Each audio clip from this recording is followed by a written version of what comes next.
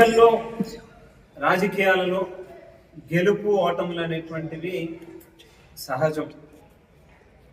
Doctor Babasaheb Ambedkar గారు భారతదేశానికి రాజ్యాంగాన్ని ఇచ్చి ఒక సామాన్యుడికి కూడా ఈ దేశంలో ఒక గౌరవాన్ని కల్పించినటువంటి వ్యక్తి అంబేద్కర్ గారు.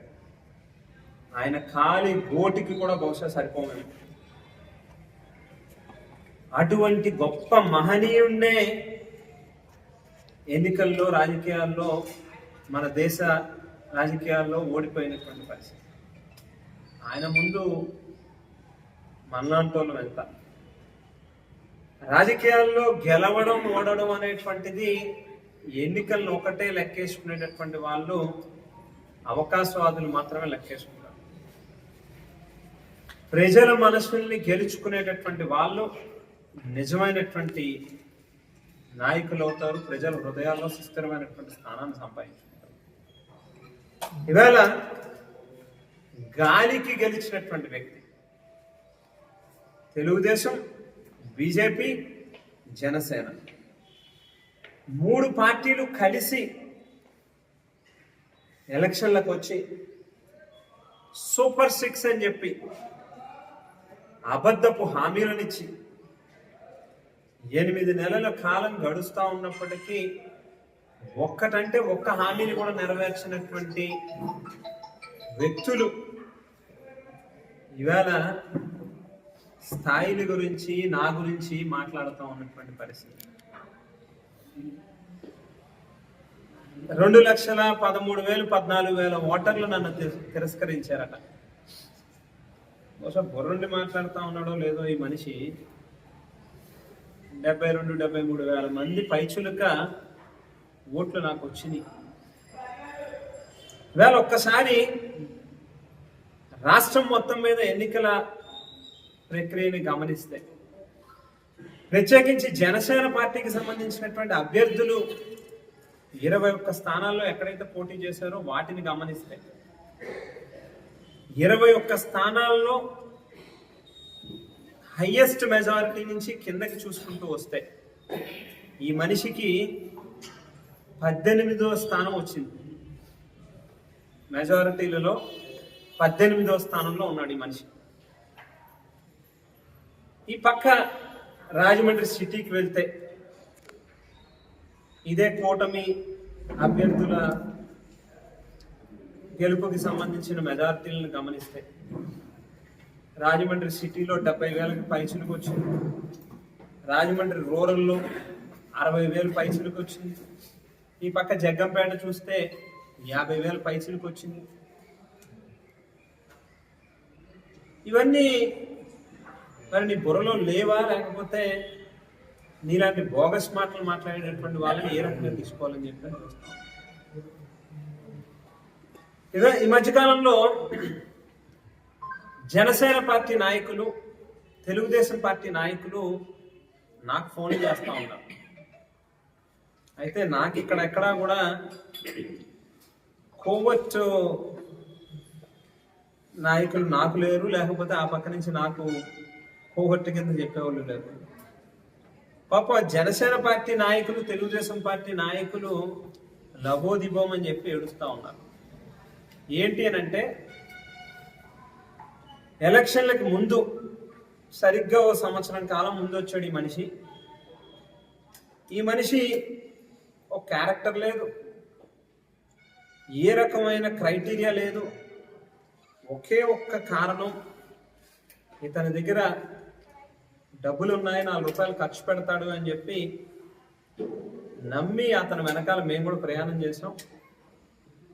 సరే, ఎలక్షన్లకు ముందు 400-500 మందికి 5,000 రూపాయలు చొప్పున ఎక్కడైనా ఏదైనా జరిగింది అని అంటే ఇచ్చినట్టుగా పిక్చర్ ఇచ్చేవాడు. ఆ 5,000 చొప్పున బహుశా ఒక 500 మంది చూస్తే 5 లక్షలు ఖర్చు అయి ఉంటుంది.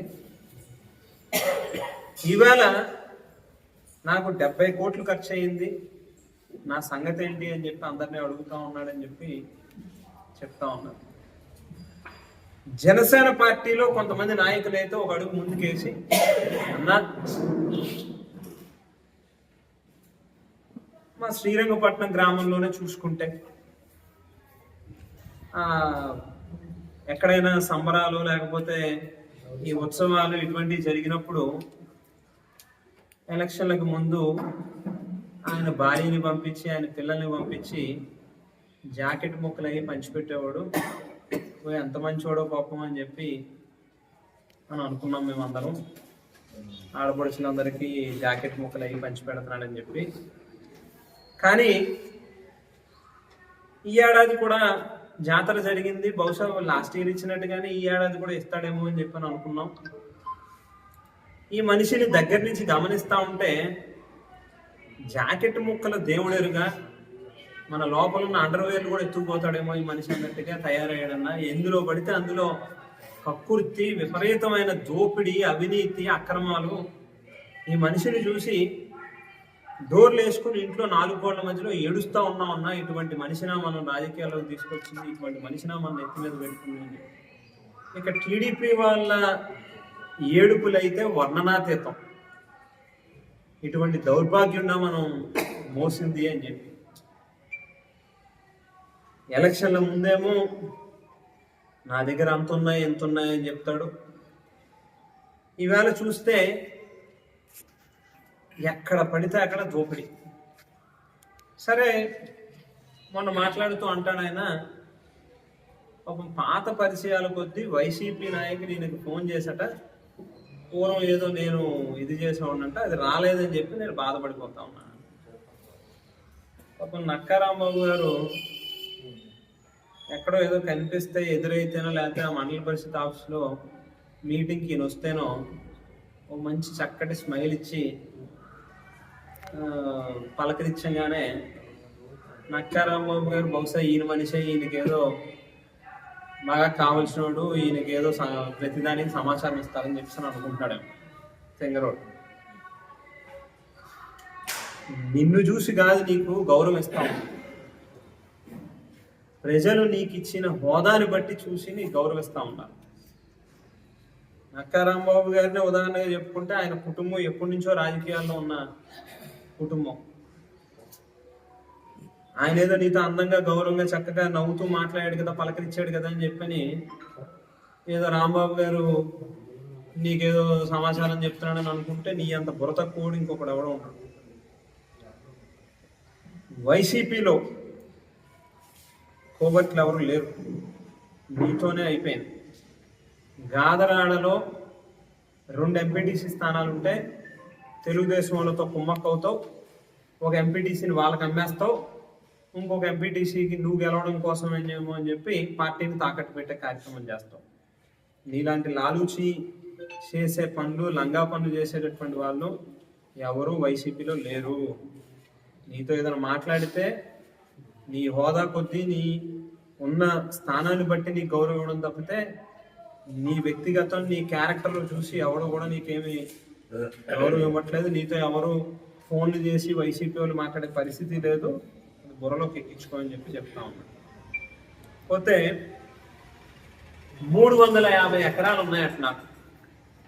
ఇవాళ పత్రికా ముఖంగా చెప్తా ఉన్నా. ఆ 350 ఎకరాలు కోనసీమలో ఎక్కడ ఉన్నాయట ఈవేళ చెప్తా ఉన్నా. ఆ 350 ఎకరాలు ఎక్కడో చెబితే జక్కంపూడి రామ్మోహన్ రావు హౌసింగ్ కాలనీ అని చెప్పి సెంటు భూమి చెప్పున నువ్వు ఎంతమందికి ఇమ్మంటే అంతమందికి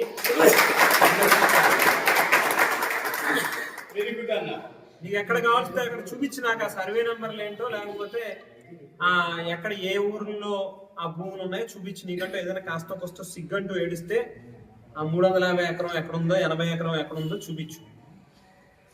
వెంటనే కాగితాలు రాసి ఇచ్చేస్తా, నువ్వే పంచిపెట్టుకో. బెంగళూరులో లిక్కర్ షాపులట, ఏవేవో ప్రగల్భాలు. సరే, స్థాయి గురించి మాట్లాడతాడు ఈయన. నిజమే, నీది నాది ఖచ్చితంగా ఒక స్థాయి కాదు. ఎందుకు అని అంటే